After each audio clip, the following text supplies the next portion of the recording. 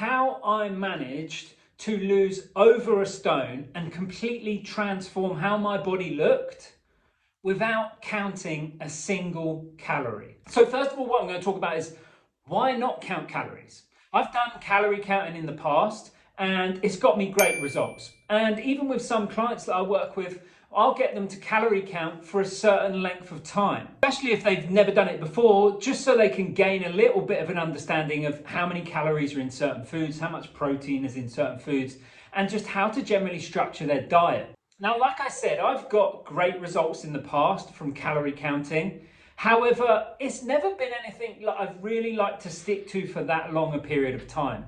And it also kind of feeds into that feeling like you're on a diet kind of feeling.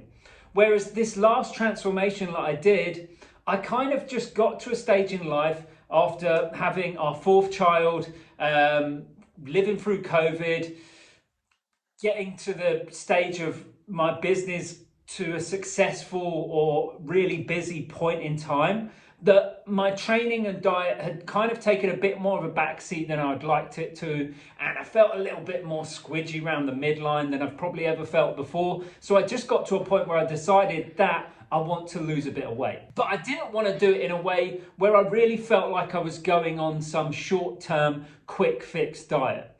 I wanted to do it in a way that a lot of these things that I've introduced, these habits, these routines, can be something that I know I can maintain after I've lost that weight and continue to be at a shape and in a body that I'm happy with when I look in the mirror. So what I'm going to do is I'm going to run you through the things that I did to help me get those results and has helped me manage to maintain that. So the first thing and the habit that I got into, and a habit that I always try and get all of my clients to do, is get into the routine of sitting down each week for 5-10 minutes, normally on a Sunday evening or maybe even a Monday morning, and just planning your week. Looking at what is happening this week.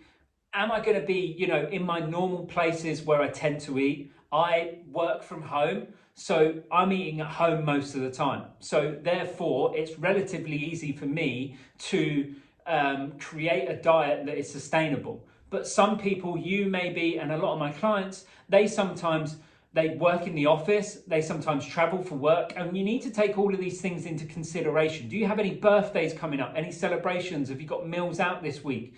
Things that you have to go to, which are just going to make dieting that little bit more tricky. So I would sit down every week and make a plan. What am I going to have for breakfast, lunch, and dinner all week? And then make sure that I have all of that in the house. Normally I'd sit down and think of 3 different options for breakfast and lunch, because most days I'm in the routine and the habit of eating pretty much the same things. Dinner times, I would have to plan a little bit more around the family and what everyone else is going to be eating, what would fit into my diet, but also makes it easy in the evening so that we don't have to be cooking 3-4 different meals for everybody in the household and everybody can eat the same thing. But the first thing is gaining that simple bit of structure of just sitting down each week, thinking about your week and writing down what you're going to be consuming. Then you need to go out, do a food shop or an online food order and just get that stuff in the house so that you don't have those excuses of coming home from work late and not being planned, not done the food shopping, not got that meal in, and then you want to order in a cheeky takeaway. The second part is the main structure of my diet. So what I was doing was focusing on the 3 main meals of the day: breakfast, lunch, and dinner, evenly spread out throughout the day. And then what I would often have is maybe an afternoon snack, particularly on days when I may have been training. And that might be between lunch and dinner, which tends to typically be the biggest gap in the day where I may be going without food. But I would try and make sure that breakfast, lunch, and dinner happened at roughly around the same time every single day. And that mid-afternoon snack, again, was focusing on foods that kept me very satiated. In terms of what those 3 main meals of the day were made up of, I always made sure there was some form of protein in there and some form of fiber. So making sure that there's some form of protein from a dairy product, meat, a whey protein, something that I know is going to be a substantial serving of protein, anywhere between sort of 20 and 30 grams per meal that's going to help keep me feeling fuller for longer. And then I would make sure that there is some form of fiber within each of those meals. Something like salad, fruit, or vegetables. So breakfast time may have been something like along the lines of Greek yogurt with some fruit on top, bananas and berries. So there's my high protein and there's my fiber from the fruits. Lunchtime may have been something more like, off the top of my head, chicken with some form of salad. And then dinner time may have been something more along the lines of, chili con carne, because that's what the whole family's going to eat. But I'd always make sure that there would be some vegetables on the side of that in terms of lots of fiber. And then I would make sure that, there was maybe more vegetables than rice. The afternoon snack again would be following along the same lines, and that would normally be something relatively high in protein to help keep me feel full and some fiber. And that would normally look something along the lines of a protein yogurt, which has about 20 grams of protein in it, maybe a protein shake, and then a piece or a couple of pieces of fruit. That brings me on to the next point, which was I would not snack between meals. So apart from that planned afternoon snack, I wouldn't do any snacking between breakfast and lunch or lunch and dinner, apart from that planned afternoon snack. So I wouldn't be going in the biscuit cupboard, the crisps, anything extra. What I would do was make sure that all of those meals were well-rounded enough, kept me feeling full enough that I wouldn't need to snack between those meals. And if I started to get hungry an hour before lunch, I would just kind of ride it out, because I'm on a diet. I'm trying to create a deficit. I've got to expect to be a little bit hungry through that day. So there's going to be times in the day when I do feel hungry, but I look at it like, right, I've got lunch in an hour. And what's going to happen is I'm just going to enjoy that meal a lot more if I'm actually really hungry when it comes to it. But what I've made sure is that the meal is planned and I know what I'm having and I have the food at the ready so that I don't get really hungry and then need to go out to the shop and then start eating with my belly rather than using my brain, because I'm walking around thinking, God, I'm starving, and you just grab things that you really crave and you really want to urge. I would also then try to limit eating out to no more than 2 times a week. Because even if you're eating something that's relatively healthy, you still don't know what's in it. You still don't know how many calories are in it. I know they've started putting calories on the menus of things, but they're still going to be a rough guide. They're never going to be 100% accurate. So I try to limit eating out to no more than 2 times a week. And for me, young kids, I'm not going to be able to get out any more than that anyway. Most of the time, one of those meals out is probably going to be with the family.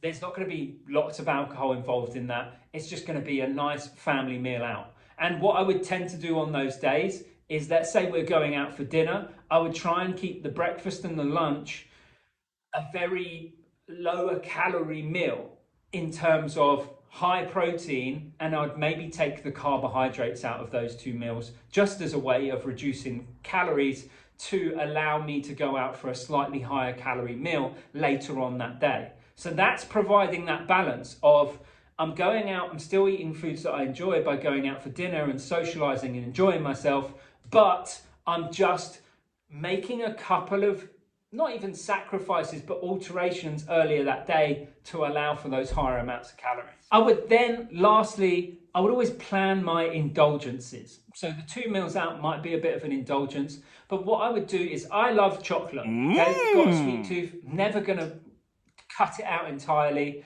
unless I really, really had to because I was about to die. I'm never going to cut it out. And for me, this was about losing weight, but also that diet being something that I can maintain moving forwards. So I would plan my indulgences. So I would try and avoid snacking on things during the week, typically like crisps and chocolate. And then maybe on a Friday evening, I would allow myself to have a dairy milk bar, and I would plan that into my diet. What that does is it means that I'm not over consuming this stuff throughout the week, which is easy to over consume and consume lots of needless calories. I'm allowing myself to have it on those days, not feeling guilty about it. It's going to add calories, but it's not going to be excessive, because what I would make sure that I do is that I only buy that 1 bar. I don't have access to more and more in the cupboard. So after I finish that one, I want to go back for more and more.